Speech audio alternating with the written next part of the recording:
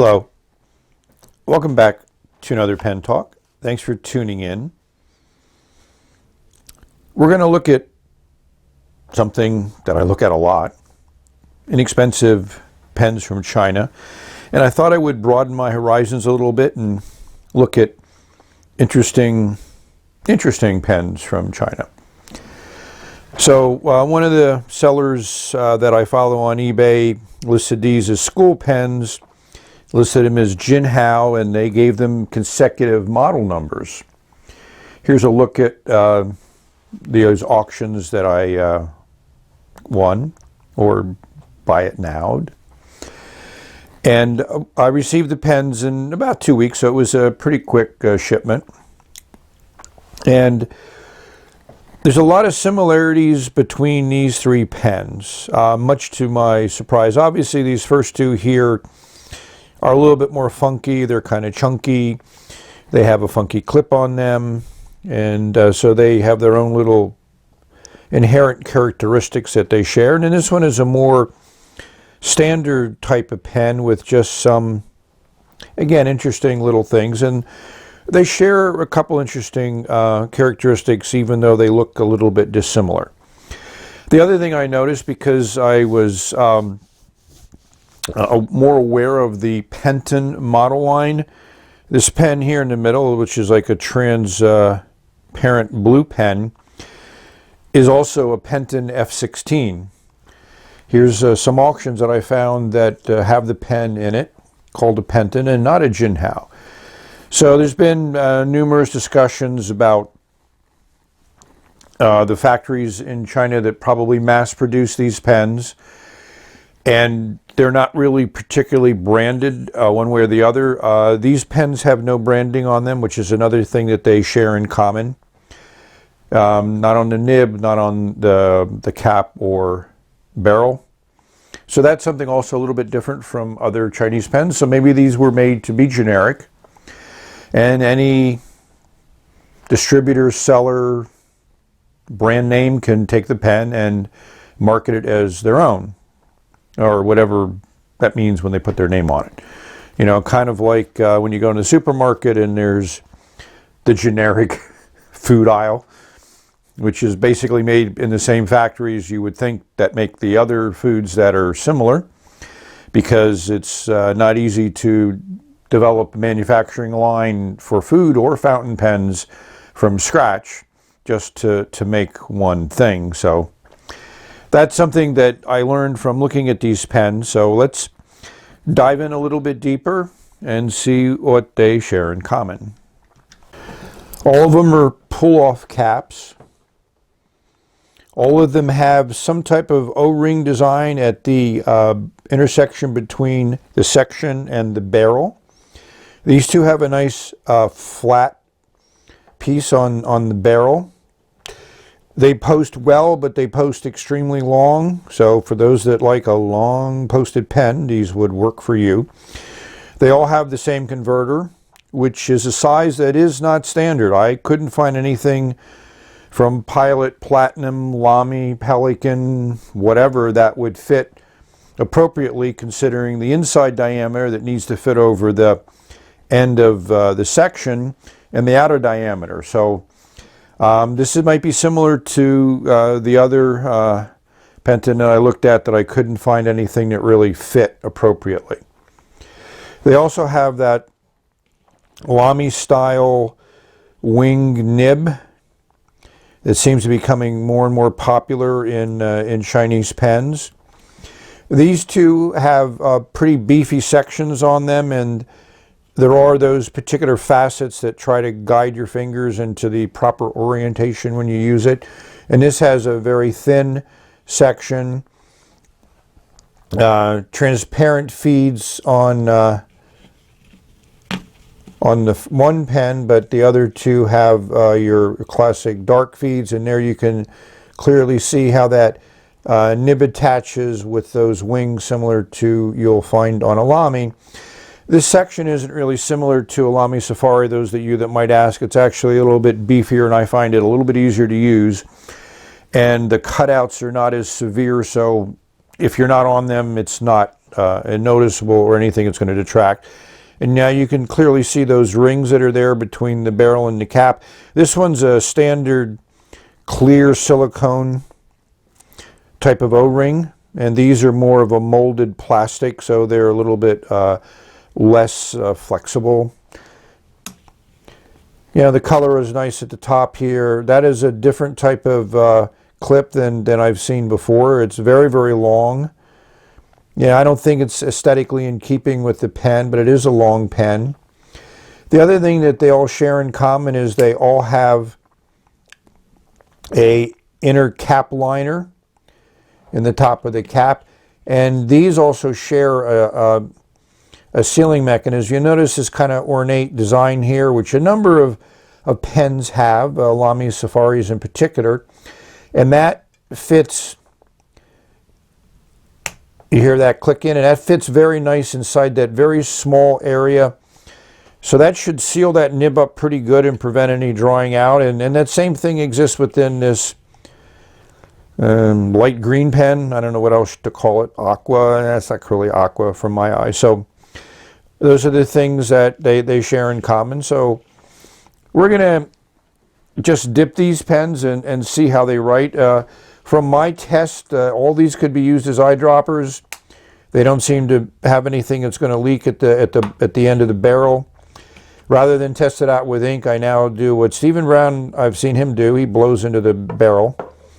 This has a similar type of design structure there that the 3008 had, but this one is no opening there, so you don't have to worry about having to seal it up.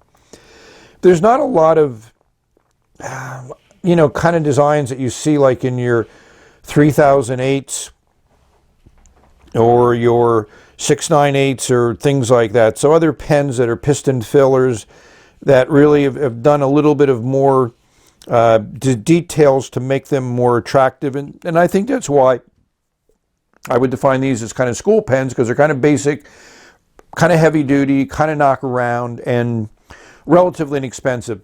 To me, any time a pen's under $3, it's inexpensive.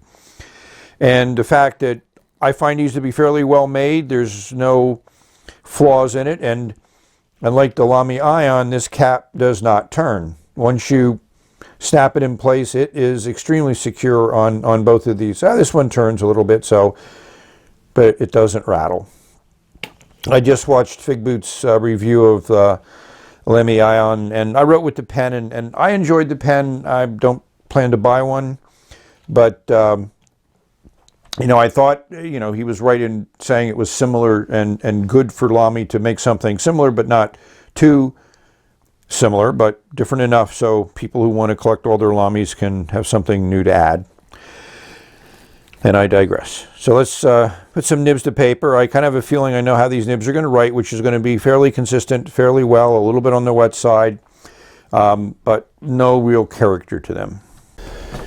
Here I've disassembled the 889 or F19.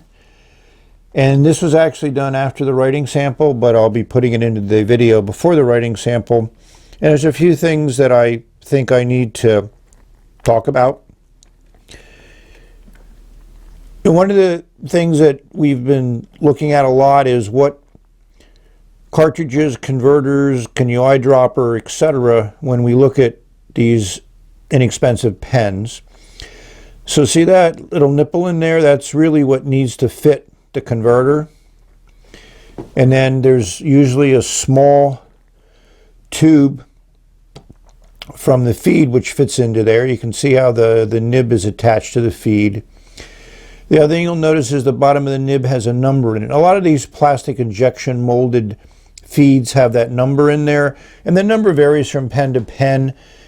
And I'm just wondering if that doesn't indicate what cell in the mold it was in. So in case there's some type of defect in a particular cavity in the mold, you don't need to throw away everything from the mold, just the ones in that cavity, and you can easily find them by the number in the base. So that's just my theory. You can see the channels. In the back is the channel where the ink is drawn up into. So this fits into the section, and it slides in easily, and it's not keyed, which is I think a design flaw with this pen, because the section is definitely keyed with those facets, so you need to orient the nib to where it should be with those facets and push it all the way in.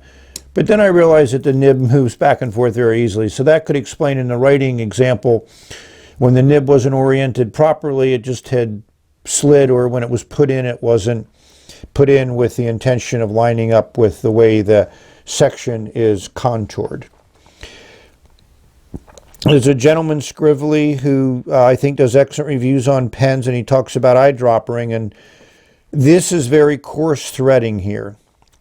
And when most eyedropper pens are designed with fine threads so you don't get a lot of ink buildup in the threads, you know, this little ring at the bottom I don't think is meant for sealing. I think it's more of aesthetics, and it's also like to act as a washer. So when you put on the barrel and tighten it down, you're tightening against the washer, which kind of minimizes the stress between the two pieces of plastic. But I would have no trouble eyedroppering this and putting a lot of silicone grease in there to compensate for those coarse threads. And then we talked about the cap liner. And as you insert it, you can see that that lip at the end of the section matches up with that cap liner, and that probably provides you with a very airtight seal. So that's the design. It really doesn't have anything to do with the way the cap fits across that little black O-ring, plastic O-ring. Again, I mean, for $2 and some cents, I like the pen. I just wish it was a little bit more user-friendly. So this is the Jinhao 888.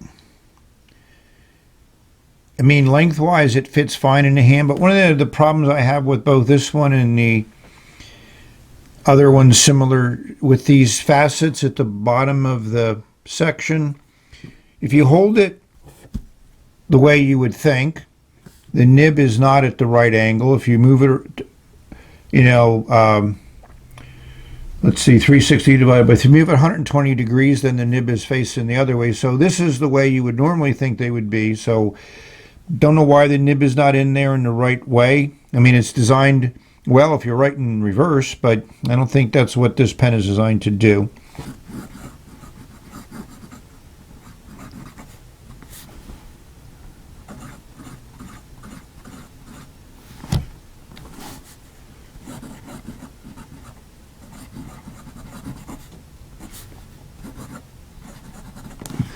I mean, this nib is just generic.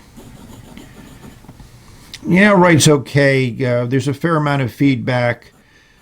I wouldn't call it smooth. You know, you're not going to get any flex out of it. So on a scale of 1 to 10, this nib is a 1.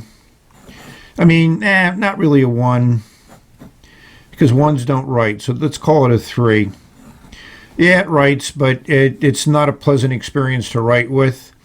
Reminds me of the old dollar pens when I was a kid, the old dollar Schaefers I would get that really didn't have good nibs in them, but I persevered because, you know, nothing else is going to lay down a line like this, let you have, you know, that nice color. All these pens I put in $10 inks because I've been very impressed with them.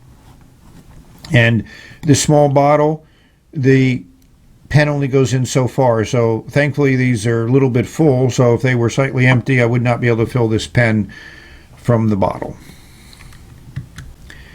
The 889 has that same issue with the nib not being orientated properly. This is a little bit closer but still off because it should be kind of like in that direction, and that's not comfortable in your hands because you keep slipping to those flat areas.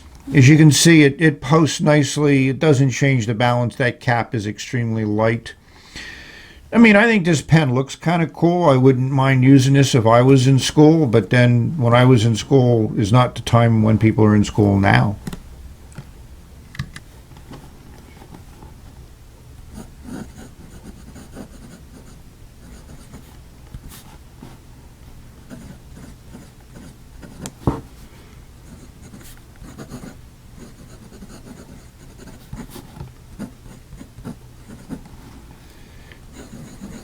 It's exactly the same type of nib that was in the 888. You know, this ink is $10 blue.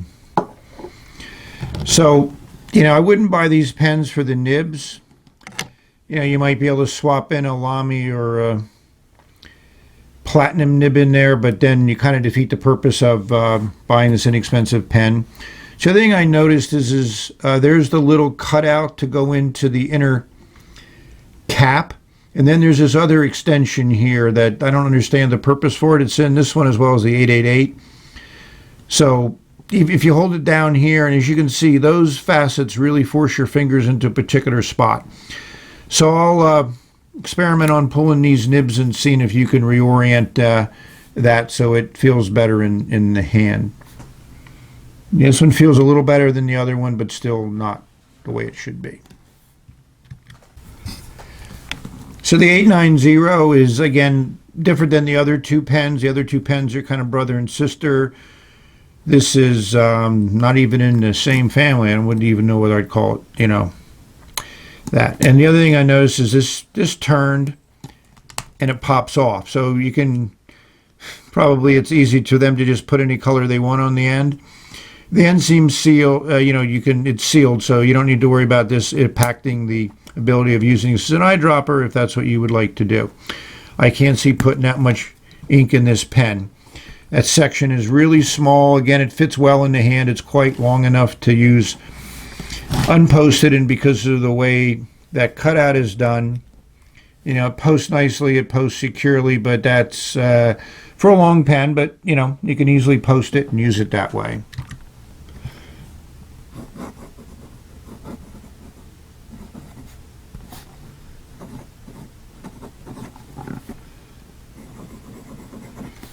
This nibs feels a little smoother than the other ones, but we're still not in any wow category whatsoever. It writes with a light amount of pressure. You know, for just a knockaround pen that you're not really expecting much out of it, these pens would work for that. I'm not a fan of this section. It's not comfortable for me. It's really small. Yeah, it's a clear section, clear feed, but now we have a lot of pens that have those characteristics. And this is the other $10 ink that I have, which I also really like. So, thank you for watching. Hopefully this allows you to make better, more informed purchasing decisions if you do happen to venture onto eBay and look at inexpensive fountain pens from China. You know, I think these other two certainly are more funkier, probably would appeal to the young at heart. I have no idea what that design's supposed to mean in that clip, but they certainly have a place, and for their price, they certainly are affordable. So we reached the end of this video. May you have many great ink, pen, paper, nib experiences. Until next time, bye.